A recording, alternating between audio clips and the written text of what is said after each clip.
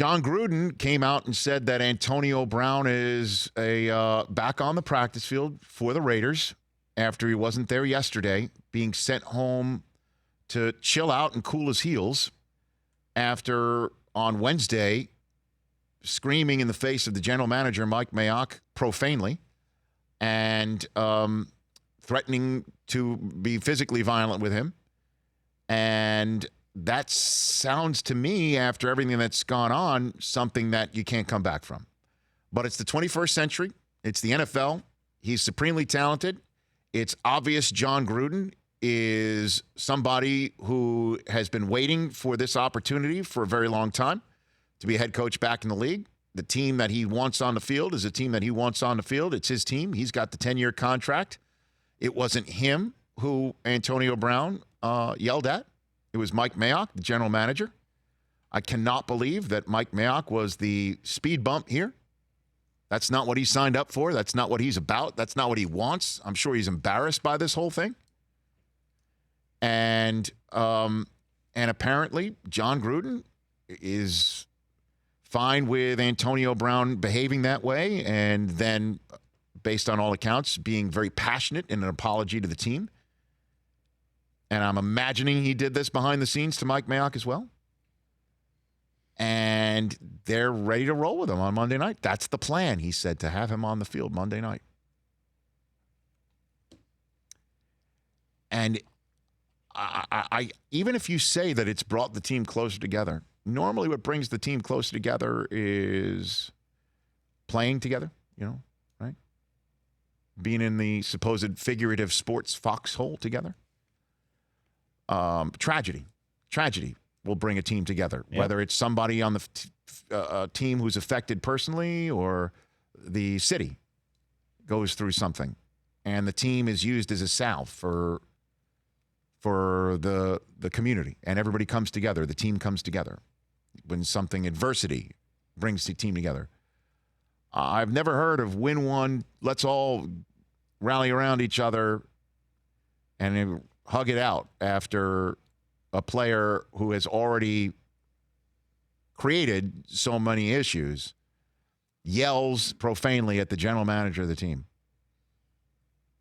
And 2 days later, it's all put to bed. Less than 48 hours later, it's put to bed. Let's all move on. We're moving forward.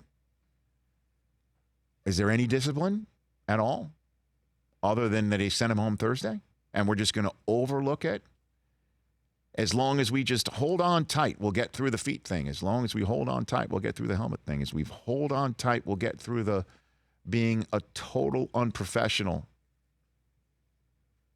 in the face of your general manager. That what we're doing? I don't know how you don't think that this is going to crop up another time.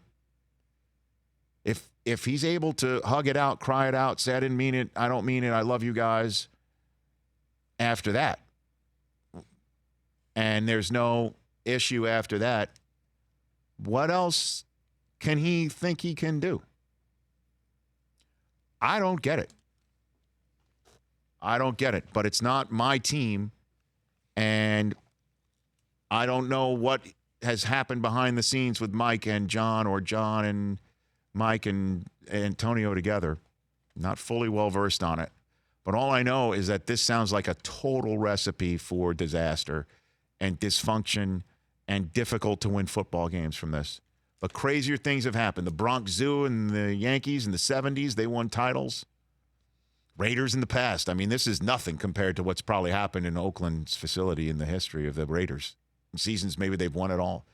But for this to happen and no discipline other than send him home on Thursday. Again, we're going to hear this might be dated by the time it comes out on Sunday morning shows because, information folks usually sit on info to pop loose and uncork on the big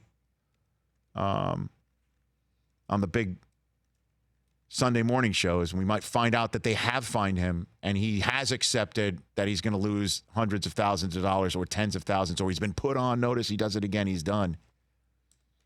But I don't know how that's workable.